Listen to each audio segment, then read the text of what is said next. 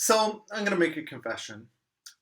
I miss baseball. I do. I love baseball and I miss it. It's just kind of a bummer.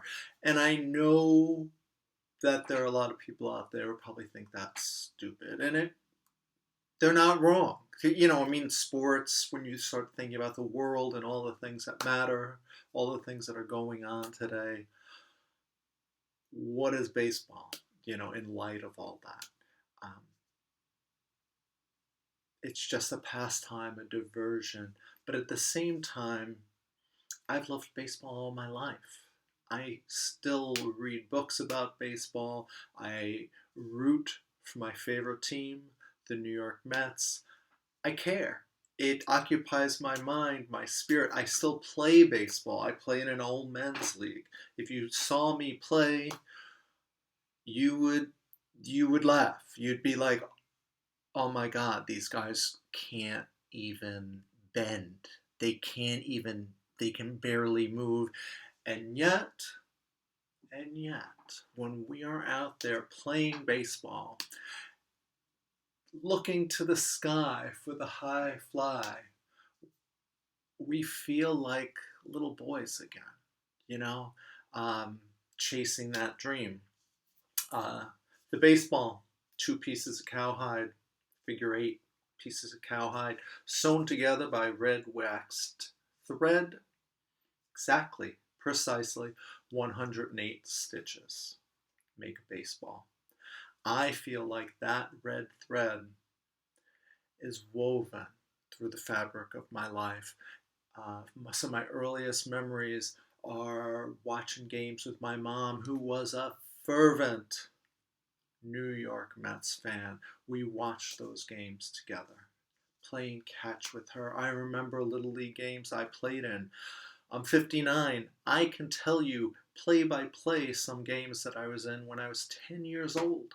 50 years ago. I still remember. Why? Because for some of us, it meant something. Those times on those fields, the people we played with, those experience winning and losing and trying and striking out and maybe hitting a line drive double into the gap, all of that. Um, it just had meaning and value and it mattered and it still matters. So, of course, it made sense to me that eventually I would write a baseball book. I'm sorry for the reverse imaging. Six innings, because it's about a Little League baseball game, right? Six innings. It's a championship Little League baseball game. This is an award-winning book. I'm proud of that. I'm proud of this book. I collect baseball books. I have shelves of baseball books, and it's just so nice to have one by me. Here's a book that I wrote on that shelf. So this book, there's little personal parts of my life that are also in this book. My son Nicholas, as some of his story woven into this book. I don't want to give anything away, but that's what gives this book its heart. I want to read two sections to you, two quick sections. Yeah. Why am I lost here? Yeah. So the bottom of the second inning here. The first thing about baseball is that it's not only the game, and this book is filled with game activity, action, and people striking out, coming to bat, and all that. If you don't like baseball, just stay away from this book. You'll hate this book because it's just like, oh, there's so much baseball. But I do try to tell the stories of characters, between the plays. It's the players and the plays. So I want the players and I want the human story in there. So here's a quick scene. It's the bottom of the second inning. So each chapter is half of an inning. On the bench during warm-ups, the three Scrubinis, Sweeney, Wong, and Weinberg, chat amiably about video games, paintball battles, funny nicknames, dirt bikes, and Jessica Simpson. Colin Sweeney eyes the field. He counts the opposing players, then looks into the opposing dugout. Where's Mednick? I don't see Mednick. Sweeney shouts to the opposing team's first base coach. Hey, Korbinowski, where's Mednick? Sweeney is suspicious because Jasper Mednick is the worst player in the league, and it is suspicious that on the day of the championship game, he hasn't shown up. That gives an advantage to the opposing team. Marty Karbonowski, standing at the first base coach's box, digs a finger in his ear. He shrugs with indifference. Don't know. What are you digging for, Karbonowski? You got gold in them there ears? Sweeney shouts.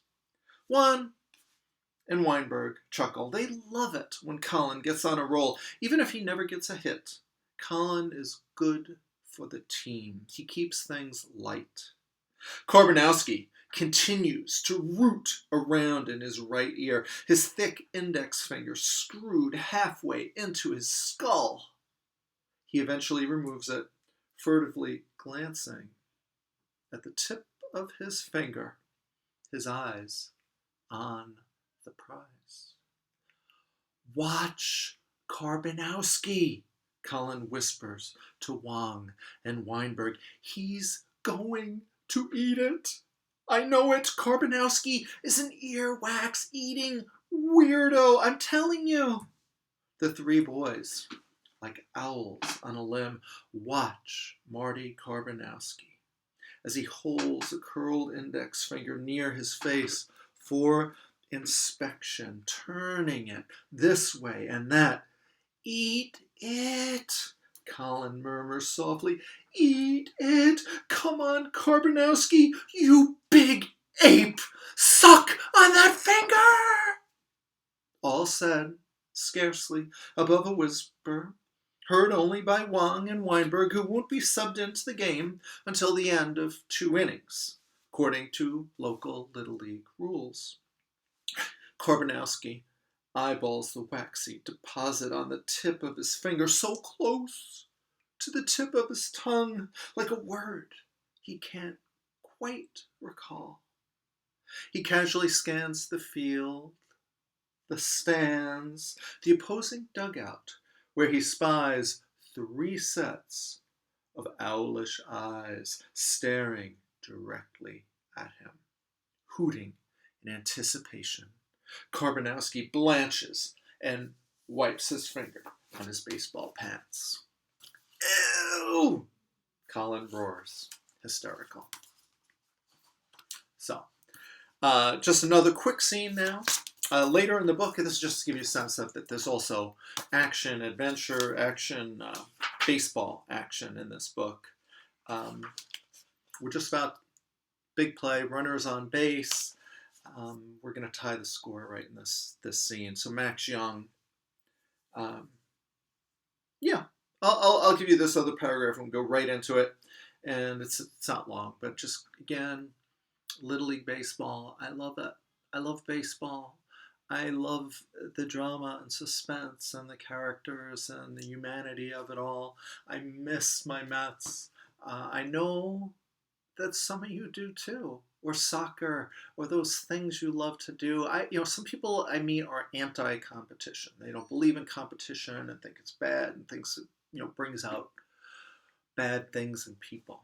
And I suppose that can be true, but I think it's good to compete if you can find your spots and do it well and do it with a good heart. And to really, really try to do your best and to beat this person and not just, not humiliate them, not destroy them, but just go up against each other and see how that works. So anyway, Max Young lingers outside the batter's box. He has lived this moment 1,000 times in his mind, belting wiffle balls over the house, alone in his dreams. The bases loaded, his team down by a run. Max isn't nervous. He isn't worried. He faces the pitcher and thinks. Max Young steps to the plate. Right? He's ready to go.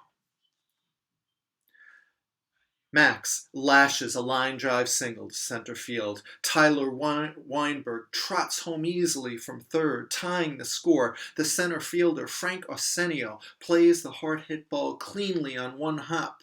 Coach Reed windmills his arms, beseeching Scooter Wells to score. Go! Go! Go! He screams. Scooter cuts the inside corner of the third base bag with his right foot. Arms pumping, he races for home. Arsenio fires from shallow center. The ball skips once on the grass to catcher Travis Green. Hit it, slide! A cacophony of voices cry. Scooter slides. Green catches the ball and sweeps the tag across Scooter's cleats. Out! The home plate umpire yells. In that instant, everything freezes. A DVD on pause, then explodes into action. Both teams, the fans, the coaches, shouting, cheering, hooting, protesting. Every emotion galvanized at once. A kinetic charge of energy rising up through the 5 layers of the Earth's atmosphere, their cries and dreams climbing from troposphere to exosphere, soaring into the velvet void of deepest space. A roar that happens on Little League fields every day, in every town, city, state, and country all over the world. From Logansport to Osaka, San Cristobal to Little Rock. The sound the game makes when it is played passionately with young hearts. When the dust clears, the score is knotted at 3. Beaming, Max Young stands on second base. Dylan Van Zandt idles on third, twirling his helmet, his fingers in the holes of the ear flaps. He's feeling good. Tie game. Thank you. That's 6 innings. And if you miss baseball like I do, that might be a book you enjoy. Thanks a lot, and have a great day, guys and girls. All right. Take care.